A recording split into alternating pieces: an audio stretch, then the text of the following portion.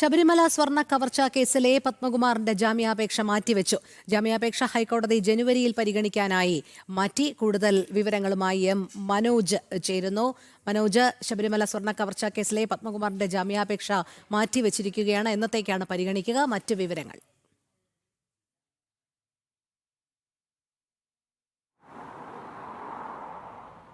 ശബരിമല സ്വർണ്ണക്കവർച്ച കേസുമായി ബന്ധപ്പെട്ട് പത്മകുമാറിൻ്റെ ജാമ്യാപേക്ഷയിൽ, അതായത് ദ്വാരപാലക ശില്പ കേസിലെ ജാമ്യാപേക്ഷയിൽ വിധി പറയാനിരിക്കുകയാണ് ഇന്ന് വീണ്ടും വിജിലൻസ് കോടതി 30-ാം തീയതിയിലേക്ക് മാറ്റിവെച്ചത്. അതേസമയം തന്നെ ഈ ദ്വാരപാലക ശില്പങ്ങളുടെ കേസിൽ തന്നെ പത്മകുമാറിൻ്റെ റിമാൻഡ് കാലാവധി വീണ്ടും നീട്ടിയിട്ടുണ്ട്. ഈ മാസം 30-ാം തീയതി വരെയാണ് നീട്ടിയിട്ടുള്ളത്.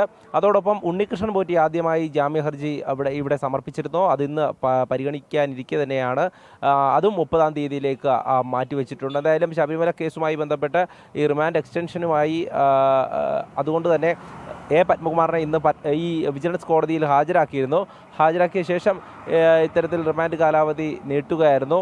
അതോടൊപ്പം തന്നെ ഈ കേസ് അന്വേഷണവുമായി ബന്ധപ്പെട്ട കൂടുതൽ അറസ്റ്റുകൾ കൂടെ ഉണ്ടാകുമെന്നാണ് ലഭിക്കുന്ന സൂചന. അതായത് അടുത്ത ദിവസങ്ങളിൽ തന്നെ അറസ്റ്റുകൾ ഉണ്ടാവും.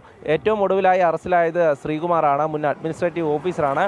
അതുപോലെ തന്നെ ഉദ്യോഗസ്ഥരിലേക്കടക്കം, ബോർഡംഗങ്ങളിലേക്കടക്കം ഈ അറസ്റ്റ് ഉണ്ടാകുമെന്നുള്ളതാണ്. അതേസമയം പത്മകുമാറിൽ നിന്നും ഉന്നതരിലേക്ക് അന്വേഷണം എത്തുമോ എന്നുള്ള ഒരു ചോദ്യവും ഉയർന്നിരുന്നു. അതായത് ദേവസ്വം മന്ത്രിയിലേക്കടക്കം ഈ ചോദ്യം ചെയ്യൽ ഉണ്ടാകുമോ എന്നുള്ള കാര്യമാണ് നമുക്കിനി നോക്കിക്കാണേണ്ടത്. എന്തായാലും കൊല്ലം വിജിലൻസ് കോടതിയിലാണ് ഈ നടപടിക്രമങ്ങളൊക്കെ തുടങ്ങിയത്. അതോടൊപ്പം തന്നെ ഇന്നിപ്പോൾ റിമാൻഡ് കാലാവധി നീട്ടിയിരിക്കുന്നു.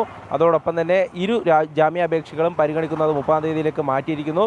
അതായത് നേരത്തെ സമർപ്പിച്ചിരുന്ന ജാമ്യ ഹർജികളെല്ലാം തന്നെ വിജിലൻസ് കോടതി തള്ളിയിട്ടുണ്ടായിരുന്നു.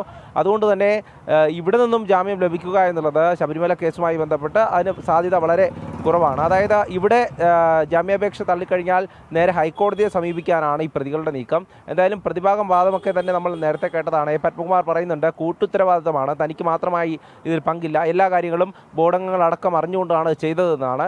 എന്തായാലും ഇതിലൊക്കെ തന്നെ പ്രോസിക്യൂഷൻ വാദവും കോടതി പരിഗണിച്ചാണ് ഈ ജാമ്യാപേക്ഷകൾ തള്ളുന്നത്. എന്തായാലും അതിനുശേഷം ഹൈക്കോടതിയെ സമീപിച്ച് ജാമ്യം ലഭിക്കുമോ എന്നുള്ള ഒരു ശ്രമത്തിലാണ് ഈ പ്രതികളൊക്കെയും. പക്ഷേ അന്വേഷണത്തിൻ്റെ ഈ ഒരു ഘട്ടത്തിൽ ഒരു പ്രതികൾക്കും ജാമ്യം അനുവദിച്ച് നൽകിയിട്ടില്ല. ശരി, മനോജാണ് വിവരങ്ങൾ നൽകിയത്.